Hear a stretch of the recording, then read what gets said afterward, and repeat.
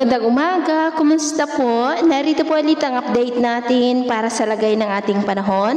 Ngayong umaga po ng September 11, 2024 na kung saan sa ngayon po ay dalawang bagyo pa rin ang ating minomonitor. Una na dyan ang LPA na nabuo dito sa loob ng ating area of responsibility na ganap na nga po na bagyo at nagbabanta na po na tatama anytime dyan po sa silangang bahagi ng China.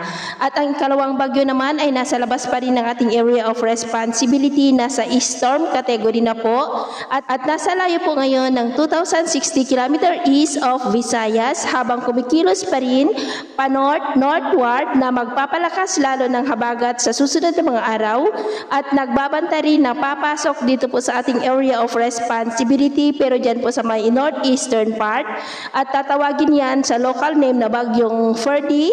Posibleng lalakas pa yan into typhoon category ngayong weekend at nagbabanta ulit na maging super typhoon bago mag-landfall dyan po sa may China sa darating na linggo. At next week, maliban sa dalawang bagyo na nabuo na ngayon, ay posible pa ang tatlong bagyo na mabubuo sa paligid ng ating bansa na mas magpapalakas pa ng habagat na magdudulot naman dito sa ating bansa ng malalakas na buhos ng ulan. At ito nga po ang pinapakita ng forecast model natin pong ginagamit.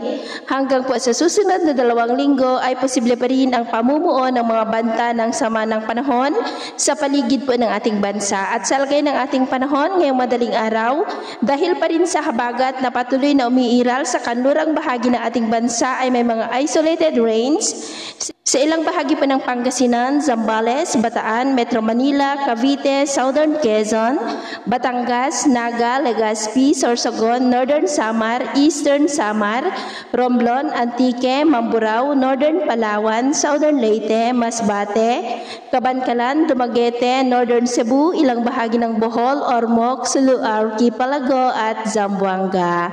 At mamaya po ay sisikat ang araw sa malaking bahagi nating bansa, mainit at maalinsangan muli ang panahon.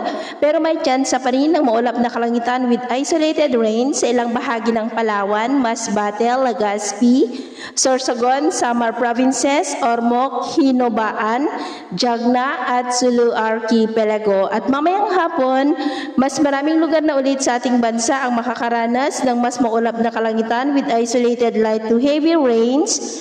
Kaya kung lalabas tayo sa ating mga tahanan, ay ugaliin lamang po natin lagi ang magdala ng kahit anong panangga natin sa init ng araw at proteksyon na rin po sa mga biglaang buhos ng ulan. At sa atin naman pong mga baybayin, wala naman po tayong nakataas na namang gale warning signals, pero iba yung pag-iingat lamang po kung papalaot tayo para mas makaiwas sa mga sakunang pangkaragatan. So ito lang latest update natin sa araw na ito. At ako po muli si James na nagsasabing sa kahit anong pagsubok po na darating sa ating buhay, huwag na huwag po tayong mawawalan ng pag-asa. Thank you and God bless.